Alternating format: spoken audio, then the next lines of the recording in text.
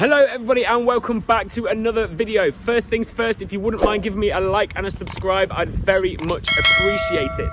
In this video, we're going to start and clean up this great mess behind me, which is our old sheep pens. We no longer have sheep anymore and they've just become a bit of a junk hole. So we're going to get it all cleaned up, taken down, get all the bits that need going to the scrapyard, get them all loaded up and gone, and just have a nice tidy area in the yard. So let's get to it.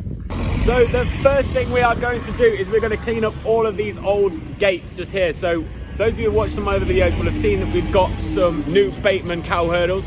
We used to use that rubbish. Essentially Dad's beefing me because he wants me to help. He's going to move this trailer so we can load it up with all the old gates ready for the scrapyard.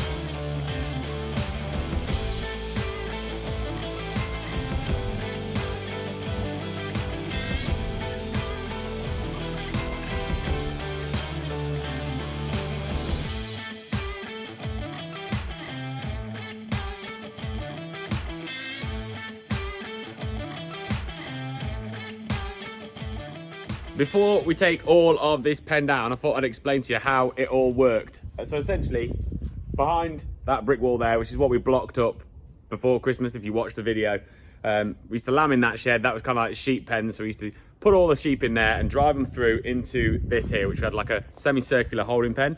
And then where I'm stood now used to be the sheep dip, so you could drive them into the sheep dip and then out of this side onto that pen, which was like the draining pen. And then if you weren't dipping, if you were just worming or whatever else, you could drive them up the race, which is there, and then through the foot dip behind that guillotine gate. And this is like a three-way drafting race. So if you were drafting lambs off or splitting ewes for tupping or whatever else, you could draft them all off there. You have two different pens in there on the other side. And then you could also load up to lorries or gates, and load up to lorries or to cattle trailers or whatever through this gate. And Dad wants me to show you this gate because he designed this gate. And you can lift it up over the top of your trailer. It's hinged at the top on a pin. Then at the bottom it just sits in a slide, so you can lift it up and down over the top of your backboard as you walk it around. So it's quite a good design. Dad did it all, I think. He'd come up with the whole design himself. Made a pretty good job of it really, and he did a good job while we had it, but there is no longer a need for it, so that's why she's coming down.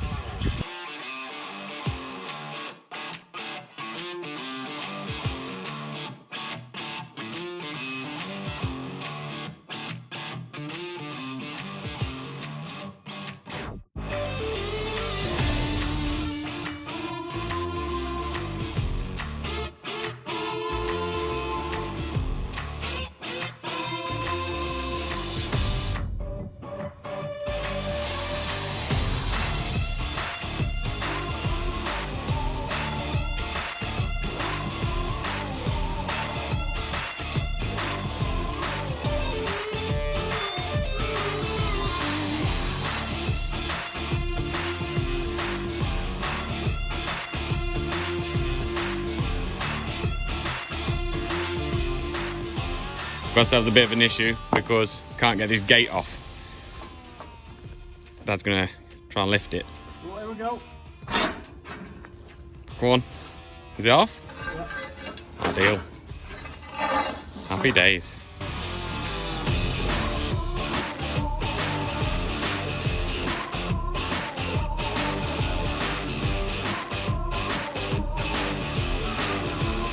So we've now got all of the pens down. We've just got these few posts, hanging posts for gateways to cut off. I've got to change the disc in the angle runner because it's not going to be big enough to do them. But Dad was telling me about these gates here.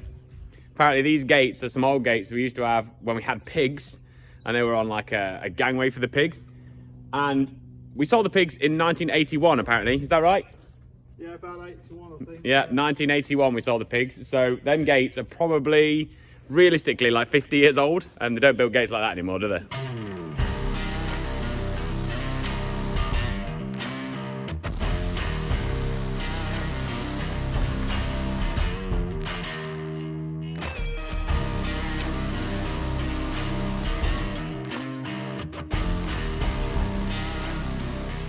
We've cut through these two posts as much as we can, but we can't get right through them. We can't rig them off, so we're going to have to use the John Deere Persuader to get them loose.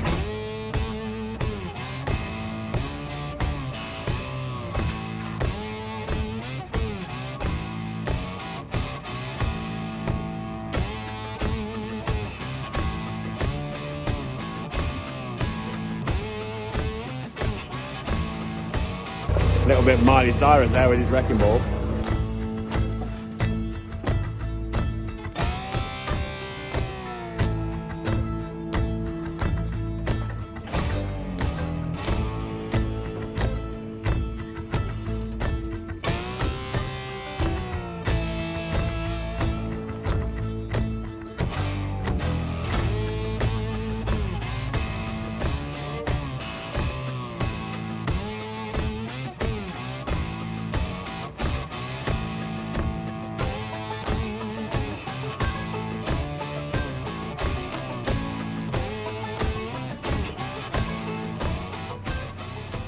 We are nearly done with the mass yard cleanup. Look how big this space is. It's mental. But one last job is we've got to clean that old footpath out. So Dad has sunk this in with concrete, obviously years ago when he put this in.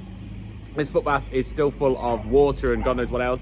It has been cleaned out when we last used it, but what we're gonna do, we're gonna make sure that we fill it in, because I can guarantee something will get out, a cow or whatever, and fall down it and break their leg, or we'll fall down it and break our leg, or whatever else. So we've got some rubble. We're gonna get the bucket and just clean it out, fill it in, so it's safe for everyone.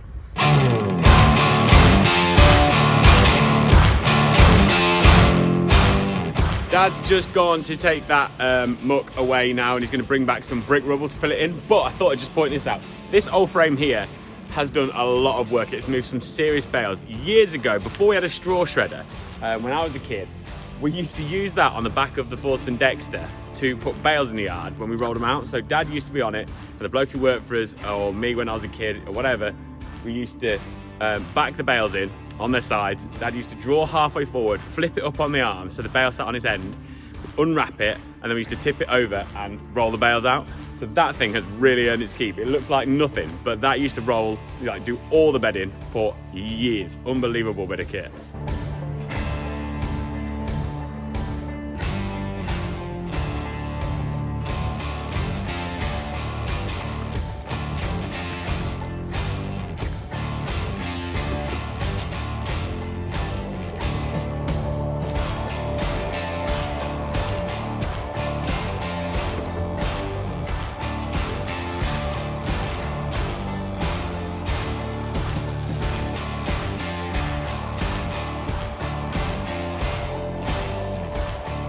Look at that, how much room there is.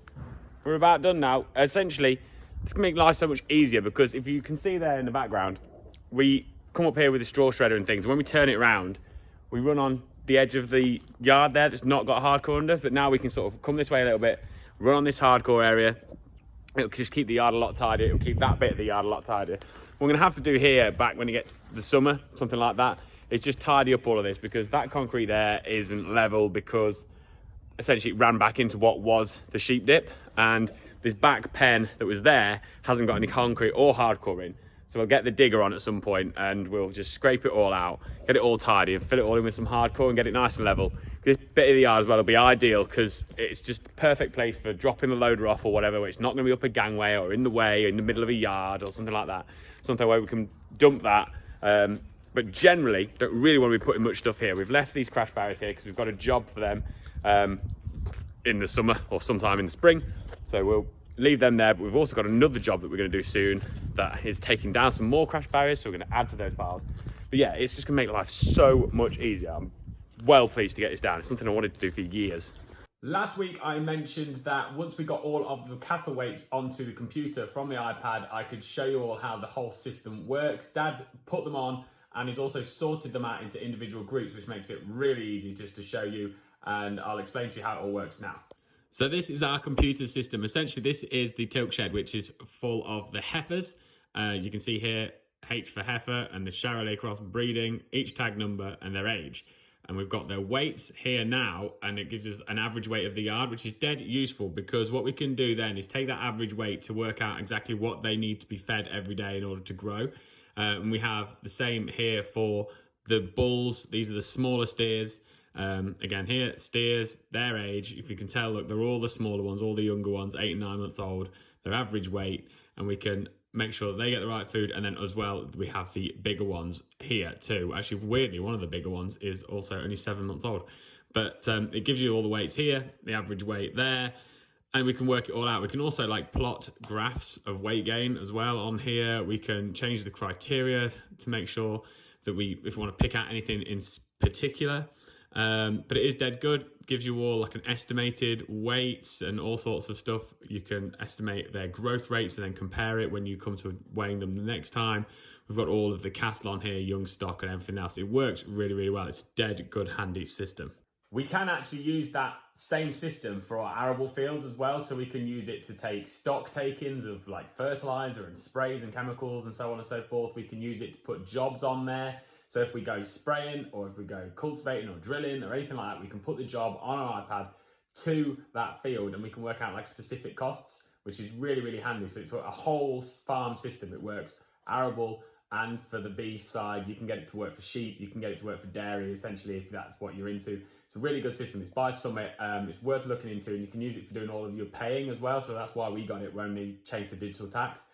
We got this system and it's been pretty good. There's a few things that need tweaking on it, really, I think, but they are working on it all the time and they're pretty responsive, and if you ask them to do something, they generally tend to get it sorted. So yeah, that's Summit. If you're interested in that, probably take a look at it. And that is it for another video. Thank you very much for watching. Now, if you sent in a question for the 1,000 subscriber Q&A video, that is going to go live at 6 p.m. on Sunday. We had a really wide variety of questions, and actually I think it's a really good insight into me and the farm and God knows what else. Now, if you haven't done so already, hit the subscribe button and give me a like. I would really appreciate it. And whilst you're there, tap that little bell icon as well so that you get notified when any of my future videos go live.